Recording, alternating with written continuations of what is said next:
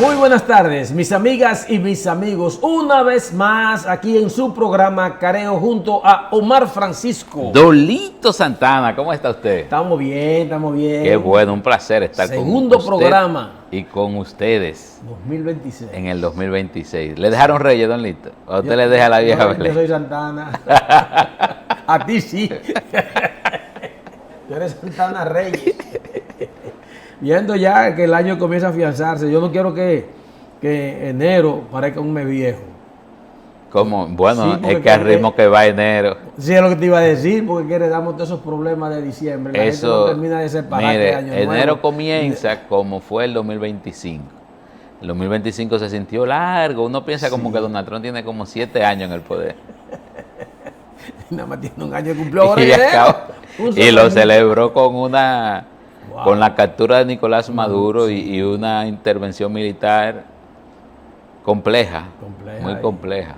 Un tema que hay que tratarlo a profundidad en Careo, pero sí. Es lo que estoy diciendo, que uno ya siente como que enero era parte del 2025, una extensión. Exactamente. Y no es así, enero es el primer mes del año 2026. ¿Y qué mes? Y que prometimos en el programa anterior, Omar, que iba a ser un mes, un año, que queremos que nos vaya bien a todos, al país, al presidente, a usted que ve siempre Careo, a la vecina, que sea un año distinto, porque el 2025, Omar, dio duro. Y a Venezuela le está yendo bien, le está comenzando bien. Hay que evaluar eso. Yo creo que en algún momento yo sentí como un ánimo ahora de la presidenta interina después de todas esas lamentaciones y ese dolor y ese llanto. Declararon 7 días. No, pero Diosdado anda de luto, Diosdado Cabello anda de luto. En las redes lo han atrapado como 20 veces, pero en las redes lo han llevado, se lo han puesto al lado. Bueno, yo entiendo que comienza bien para los venezolanos, comienza con un gran cambio, que es la captura de Nicolás Maduro, un hombre que había llevado, que se secuestró un proceso electoral el año pasado y que con los presos políticos que tienen el país, el control de las Fuerzas Armadas, no había vías de solución interna el problema en Venezuela. Yo no estoy totalmente de acuerdo con lo que ha ejecutado Estados Unidos con Trump a la cabeza. No por la ejecución, sino por lo que ha venido después. Pero hay que reconocer que había que solucionar esa situación. Eso te iba a decir, Omar, quizás entremos así de golpe hacia el programa con este tema. No, ni contigo ni sin ti tienen mis males remedios, contigo porque me mato y sin ti porque me muero, dirían algunos en Venezuela, pero yo no veía salida positiva para el país, para la nación, manteniendo el actual el régimen que estaba encabezando en ese momento Nicolás Maduro, porque tiene 13 años gobernando ese país. Porque lo heredó de Chávez. No, porque hay una situación distinta, la del 2012, cuando él comienza a gobernar tras la muerte de Chávez, y la que se ha desarrollado de ese tiempo para acá, que las cosas se empeoraron. Entonces era como ni para adelante ni para atrás, y mejor para atrás, con relación al tema económico, al tema político, al tema social, al tema de todo. Solo se mantenía ese apego a ideologías y a sueños y a quimeras que podían venir con Maduro a la cabeza, pero que tú no veías que el país está avanzando, se va desmoronando. Exacto. Perdonando también las circunstancias en que sean, pero es lo mismo que en Cuba. Es decir, tú te puedes llamar 50 años de gobierno del tipo que tienen los cubanos, gobierno socialista, pero que entonces es deterioro. Hay que buscar las causas. Quizás no es lo mismo que estaba pasando en Venezuela, porque Cuba no se puede comparar desde el punto de vista económico con Venezuela, pero ¿hacia dónde van? 50 Exacto. años después, ya Maduro, Cuba, 13 años después, ¿cómo va ese país en el 2030? ¿Cómo va a estar Venezuela 50 años después, si seguía en ese esquema? Cuba son 60 años. 60 años después, no, porque las crisis se acentúan más después de los años 70 y eso. Entonces, Omar, es un tema que naturalmente Careo tiene que dedicarle atención, porque no es ni siquiera el que se hayan llevado a Maduro, es la forma en cómo se hizo, en la posición en que se encuentran estos países de América frente a Donald Trump, que el que lo está apoyando, bueno, debe irle regular, pero el que no lo está apoyando está pensando que le va a ir mal. Entonces la humanidad no puede guiarse entera por la voluntad de un hombre, que en este caso es Donald Trump, presidente del país más poderoso del mundo, pero si cada problema que tiene un país tiene que irlo a resolver Trump. Son esas cosas que ponen a uno en incógnita de lo que pero toca. También la diferenciación, o sea, no es lo mismo lo que pasó en Venezuela, lo que tenemos en Venezuela, que claramente hubo un robo de elecciones con el apoyo militar, y que lo que pasa en Colombia bajo amenaza. O sea, Colombia lo que hay es un gobierno que usted puede cuestionar, electo democráticamente con el voto popular, que es Gustavo Petro. Entonces, amenazar con que se va a meter en Colombia, no, que pero... cuide su trasero, un presidente. Exactamente. No, o sea, eso preocupa. Como también preocupa que entonces Estados Unidos diga que se va a meter en México. Sí, a perseguir por tierra a las bandas que controlan México. Sí. Pero que lo mismo se decía del cartel de los soles, y se llevaron a Maduro, justificando el tema del narcotráfico. Entonces, ¿y es lo mismo Sheinbaum que Nicolás Maduro? No, no es lo mismo. Entonces eso preocupa. Está el tema cubano, que habría que ver cómo se soluciona eso, pero a uno lo que a mí más me llama la atención es cómo Estados Unidos está imponiendo una forma está imponiendo su ley. En algunos casos estaremos de acuerdo, siempre y cuando sean unas situaciones complejas, por ejemplo lo de Venezuela, pero el resto del mundo no puede manejarse igual, sobre todo el resto del mundo que se maneja bajo los designios de Estados Unidos de alguna forma, que ha apoyado siempre la libertad y la democracia. Entonces, no sé, don Lito, a mí los sucesos en Venezuela yo estoy parcialmente de acuerdo, pero en el fondo me generan una gran preocupación. Vamos a la pausa comercial. Es un tema que hay que darle continuidad, y para eso estamos aquí en este día en Careo.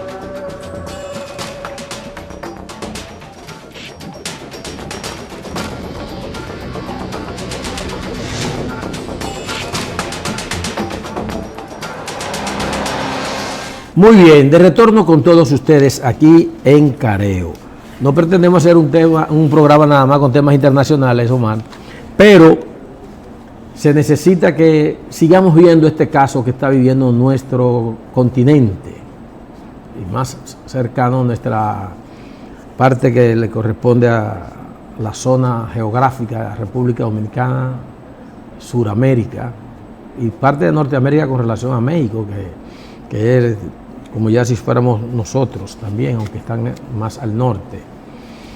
Lo de Venezuela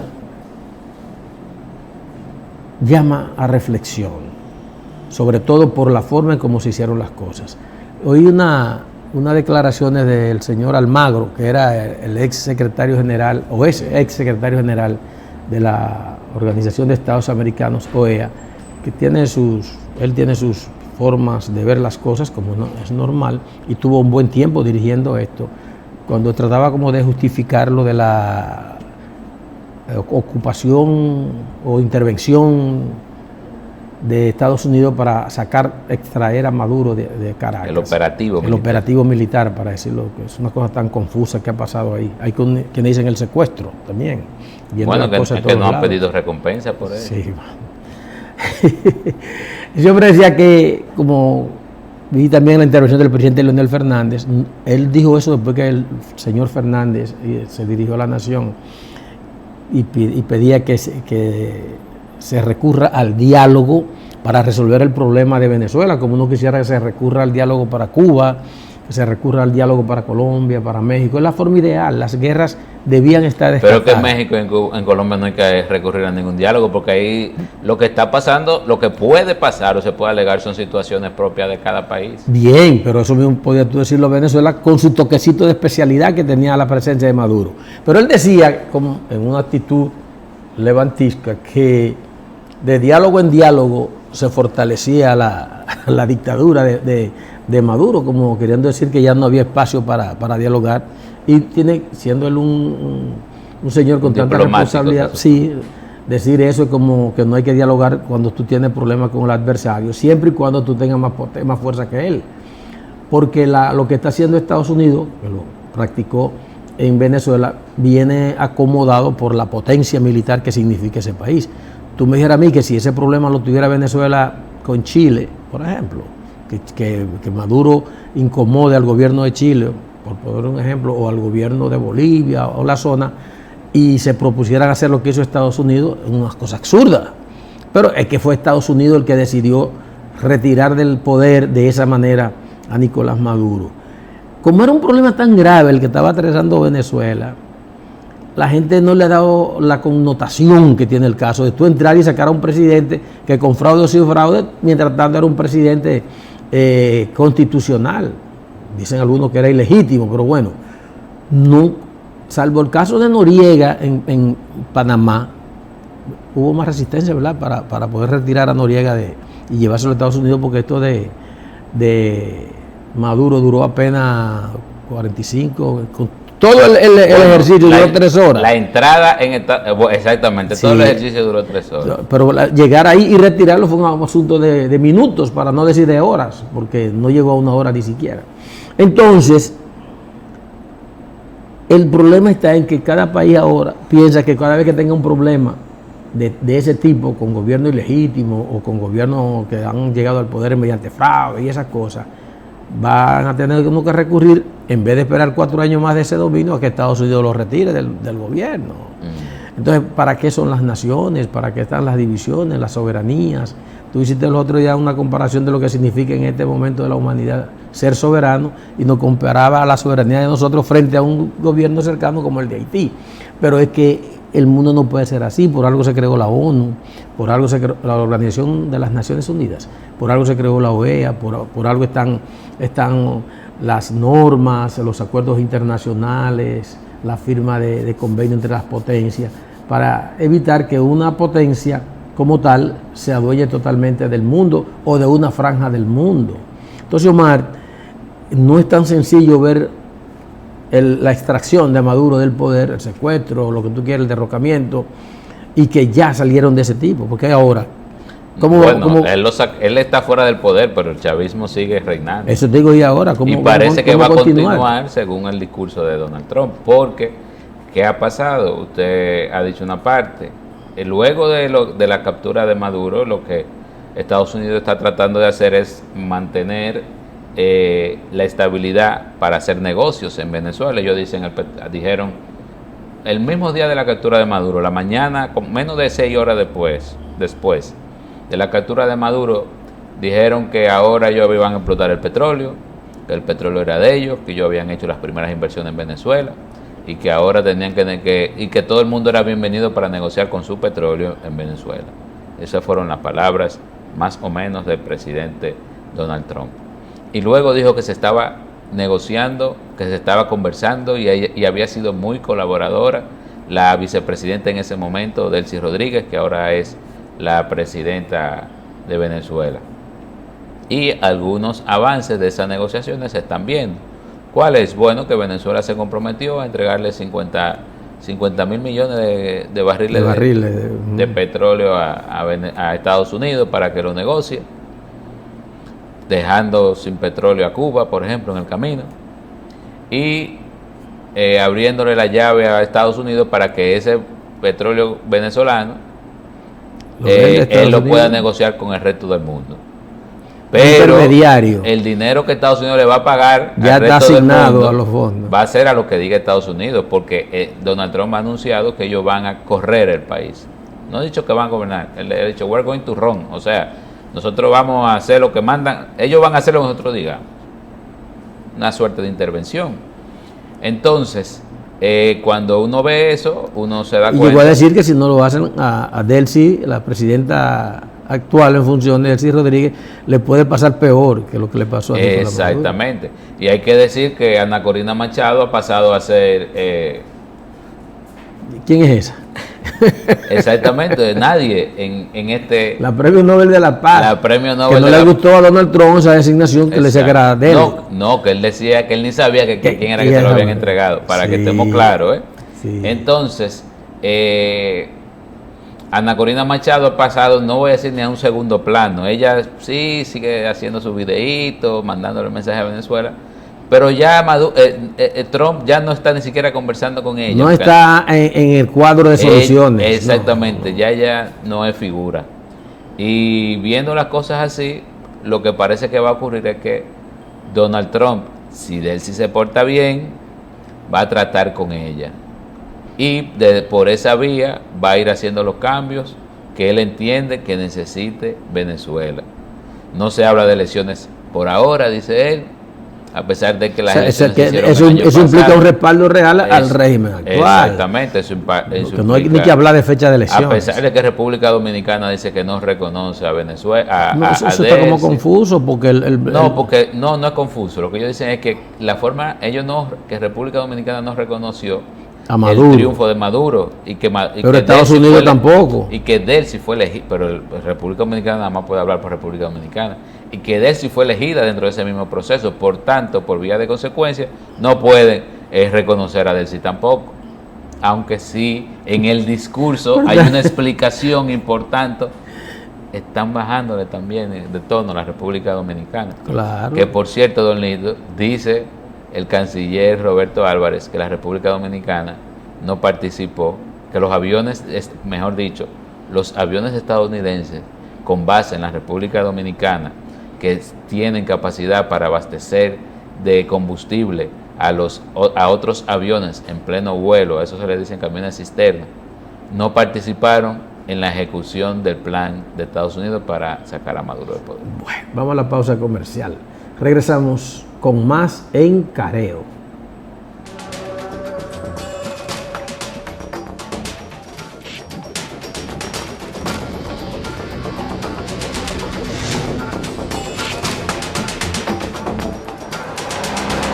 Muy bien, de retorno con todos ustedes aquí en Careo. Mientras tanto, Omar, y si siguen esas situaciones allende los mares, aquí en Dominicana el año también, como dijimos al comienzo, con cambios. Con cambios importantes. A propósito de cambios, parece que la Junta ya entró en la dinámica de cambiar la cédula que se daba por vencida. Bueno, ya en la puesta en marcha.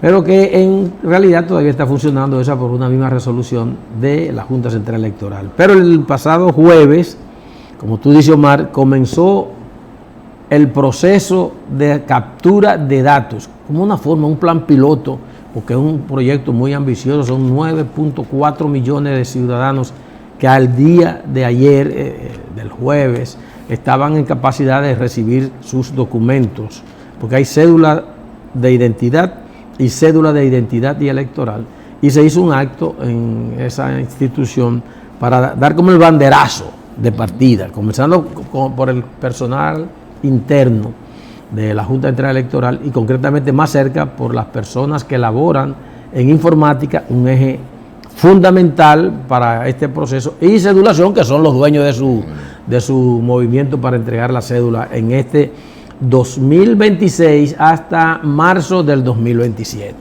Es el punto de partida.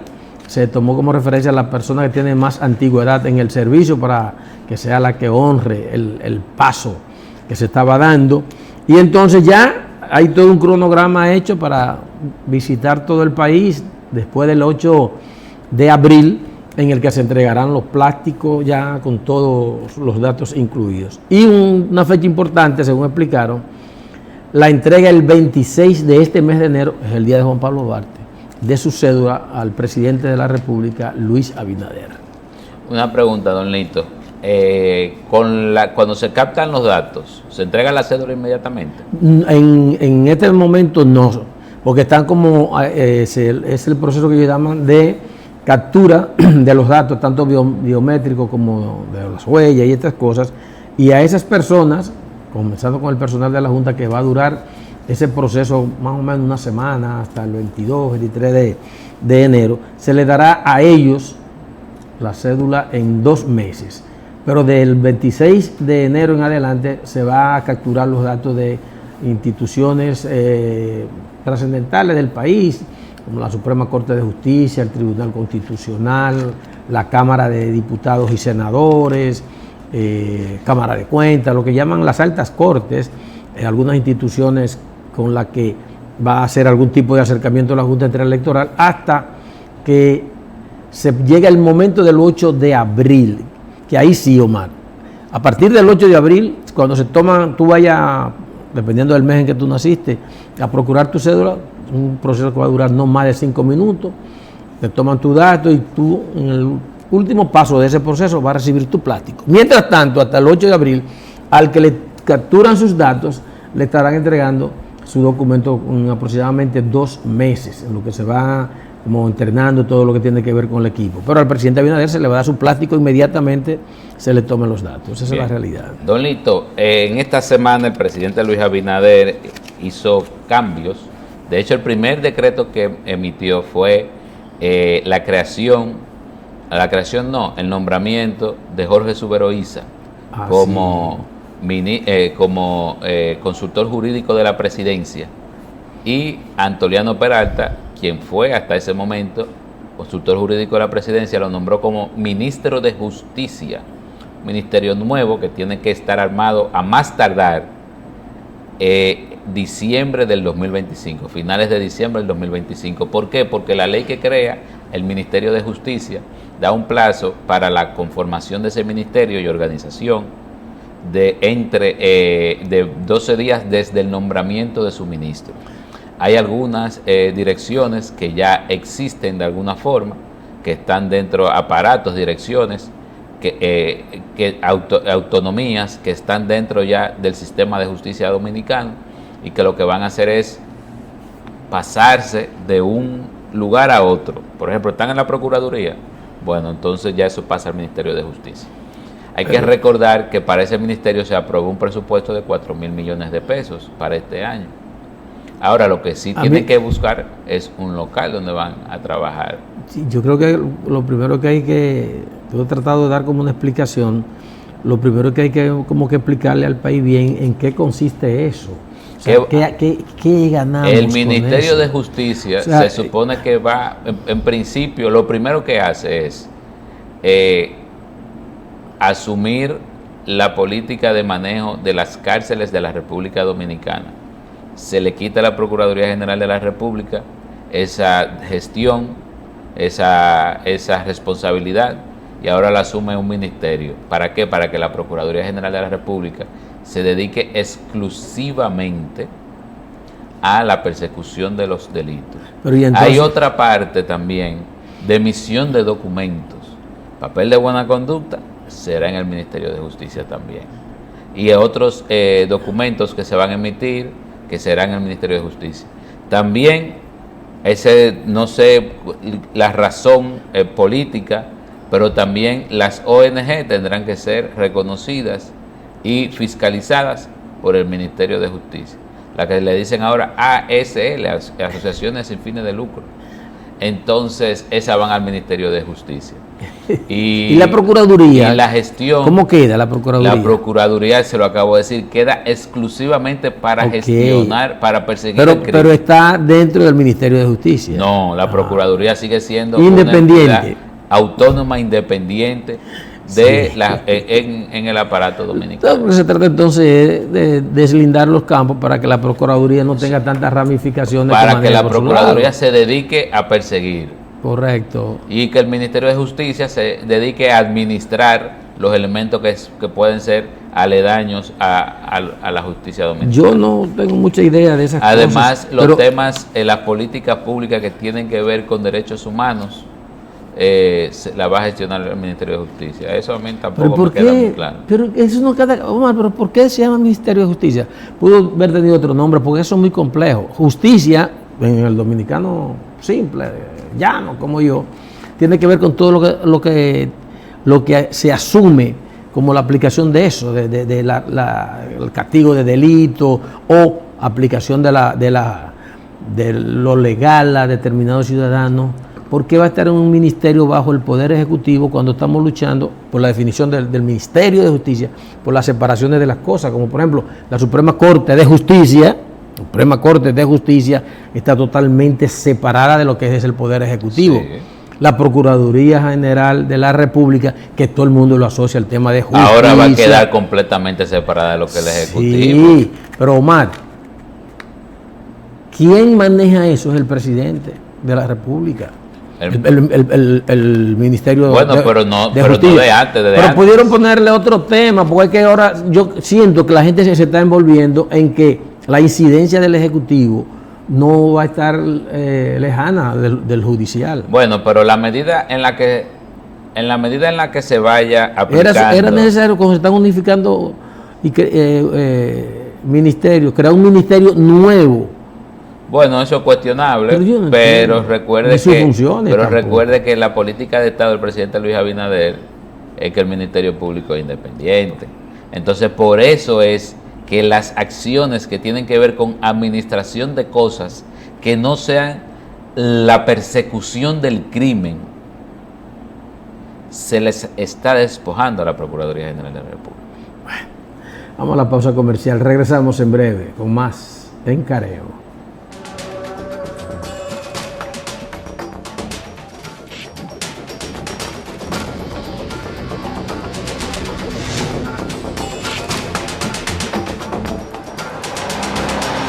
Muy bien, de retorno con todos ustedes en Careo. Bueno, Omar, tú estabas diciendo que el gobierno entró con la novedad de Jorge Subero Isa. Como consultor. Es una ganancia, ¿verdad?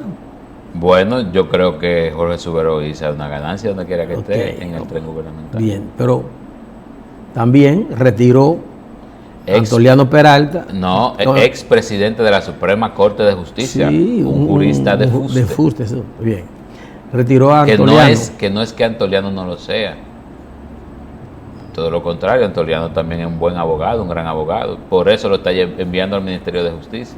Pero yo hubiese designado, que no soy, estoy muy lejos de ser presidente de la República, para no crear esas situaciones, porque pudo Jorge Subero organizar el Ministerio de Justicia con su gran experiencia en eso. Habría que ver. Dejábamos a Antoliano ahí tranquilo. Ahora hemos hecho un movimiento a dos bandas, como dicen ustedes los deportistas cuando hacen transacciones con varios atletas. Bueno. Entonces, él comenzó con eso, pero él mismo siguió con otros. Sí, porque él nombró a Jorge Subero Isa para hacer los cambios que había que hacer para que Jorge Subero no es así. Sí, pero para que él lo preparara. Él lo vaya preparando, claro, asumió, vamos a trabajar. Entonces, de lo que usted está hablando es que fueron el presidente barajó fichas del dominó en algunos lugares. ¿Por qué? Porque Eduardo Sanz Lobatón Yayo estaba en la Dirección General de Aduanas con una labor realizada, que hay que reconocérsela. Lo envió al Ministerio de Industria y Comercio y MIPIMES. Entonces, a Nelson Arroyo, que estaba en Seguros Banreservas, lo envió a la Dirección General de Aduanas. A Héctor Bisonó, que pasó de MIPIMES, que estaba en Industria y Comercio y MIPIMES, lo mandó al Ministerio de la Vivienda y Edificaciones.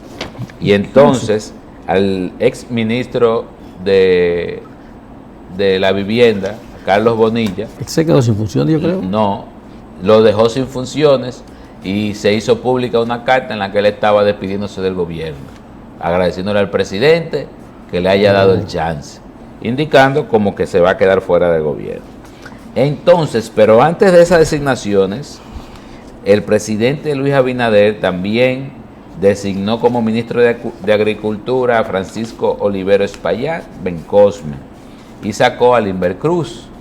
Y entonces movió a Gloria Reyes, que estaba en Supérate, hacia el Ministerio de la Mujer. A Pedro Porfirio Urrutia San Giovanni lo nombró director de Impuestos Internos en sustitución de Luis Valdés, y Luis Valdés, hasta el momento que estamos haciendo este programa, no tiene funciones. Y a Mayra Jiménez, que estaba en el Ministerio de la Mujer, la enviaron a Supérate. Y a Jeanilda Vázquez, que estaba como cónsul en Miami, la nombraron en el Gabinete de Políticas Públicas. Ahí sustituyó a José Francisco Peñaguaba. A Tony Peñaguaba. José Fran está en la banda contraria. En el BIS. En el BIS. En la oposición. Entonces, Tony Peñaguaba le agradeció al presidente haberlo nombrado y su participación en el Gabinete de Política Pública, como indicando que no va a volver. Él se calentó con unos videitos que grabó de vino, una cosa. En diciembre, cuando el país estaba cogiendo candela por el tema del Senado, se le andaba con una copita de vino en la mano. Uno no quiere lo cual no es que no pueda andar con ella, lo malo fue que la falta de tacto. Lo hizo público. La falta de tacto. Ahora, ¿cómo usted porque eso era echarle una vaina al presidente. Sí, ¿tú crees? Claro, se equivocó, Omar, emoción. Y al equivocarse le echa una vaina al presidente. Ahora, Omar, eso es relanzar el gobierno. Eso que va a pasar. Porque voy viendo muchos periódicos hablando que relanza el gobierno. Porque el presidente Abinader, esto uno imagina que eso que es la primera parte de lo que viene. Porque el presidente dijo que este era la primera parte de un inicio de transformaciones dentro de su gabinete. 9 cambios, 8 cambios no son grandes transformaciones. Uno espera que haya otras designaciones. El presidente tiene que hacer su gobierno. Yo no soy de los que se ponen a hacer pronóstico. A hacer pronóstico. A mí me da igual. Claro, porque además eso no es un rol. Y no nos van a hacer caso tampoco. Ni nos van a hacer caso tampoco. Y además eso de ser bola mágica. No sé. Bueno, vamos a la pausa. Regresamos con la parte final de Careo. Pero dígalo. No, está bien.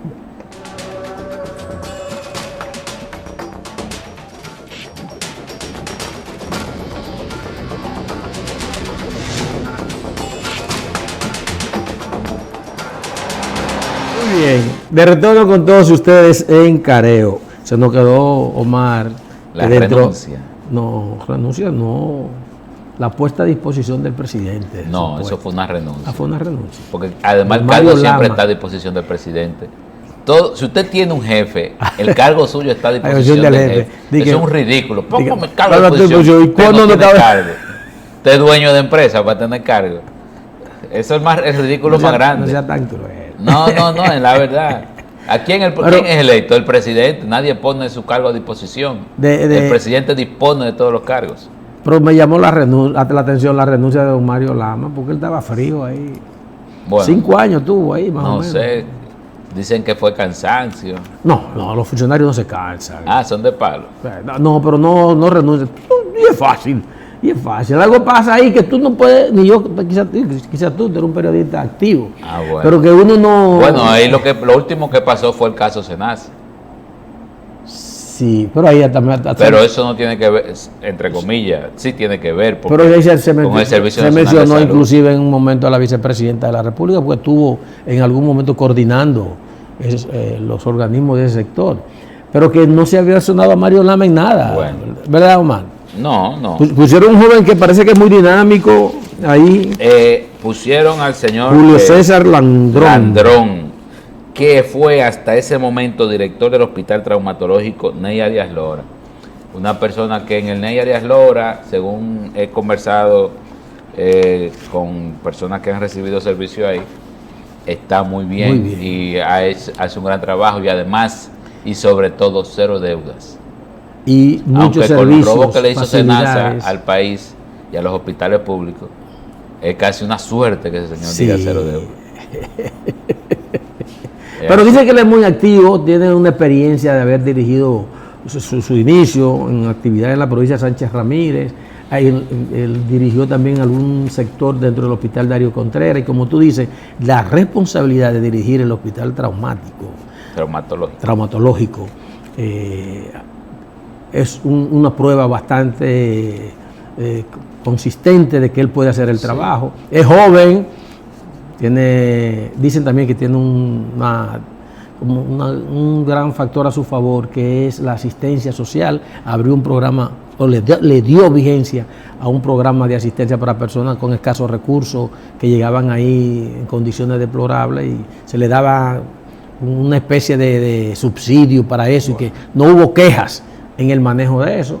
Desearle suerte a ese muchacho, que le vaya bien ahí. Don Lito, mire, en esta semana ha trascendido la historia de la niña de 3 años, Brianna Genao Rosario, que ella desapareció en Puerto Plata, en el municipio Invert, y hasta ahora se vincula a 2 personas que son familiares de ellas como las personas que alegadamente el Ministerio Público hasta ayer al mediodía no había presentado la solicitud de medida de coerción, no la había depositado en Inver, como que alegadamente habrían secuestrado, abusado de ella y matado a esa niña. Un evento que la verdad ha llenado de indignación al país y de dolor. Uno espera que las investigaciones en este caso queden totalmente claras y diáfanas, y que la familia de esa niña, que no tiene forma de reparar la pérdida y que me imagino que va a pasar por un gran trauma debido a esta situación tan dolorosa, por lo menos quede satisfecha por la reacción de la sociedad ante este caso. Son situaciones, caramba, tan dolorosas. Recuerda el caso también del jovencito de Ronaldi, que ese caso no se ha resuelto. No se ha resuelto. Dicen, hay un aspecto en la justicia, dicen que lo van a someter por violación y asesinato de la niña. Están buscando a ver cómo encajan eso, pero que no ha aparecido. Ni la niña, en ni este país ya se ha condenado personas a pesar de que no aparezca el cadáver. Recuerda el caso de la niña de 6 años que entró a un lugar, a una panadería, y fue llevada por un individuo que se le vio en las cámaras de seguridad, en las grabaciones, saliendo con un saco en el que parecía que había llevado a la niña. Aquí entonces eso demuestra que en la República Dominicana no se necesita el cadáver, el cuerpo, para condenar a alguien por asesinato. Lo que sí es importante es que el abogado de las 2 personas que han sido señaladas, porque hasta este momento no han sido imputadas, y con eso los medios tenemos que ser cuidadosos, ha alegado que esos hombres han sido torturados. La gente lo celebra, pero no saben que si eso es así, todo lo que ellos han dicho no vale para nada en un tribunal. O sea, que no celebren que esa gente la hayan abusado, porque entonces, si el Ministerio Público no tiene nada más, esas personas salen libres. Si son culpables uno lo lamenta, si son inocentes pues es lo correcto. Aparte de que la sociedad tiene que ser sumamente cuidadosa con este caso, no solamente por la niña, sino porque hace casi 2 años tuvimos la situación de una joven que fue asesinada en una zona franca. Sí. Se culpó a 2 personas, el país hizo un bulto con eso, se celebró que solamente lo defendieron las personas que lo conocían, y al final tenían razón de que esos muchachos eran inocentes. Sí, así que uno, la verdad, que quiere justicia para esa niña, pero que las cosas se hagan bien.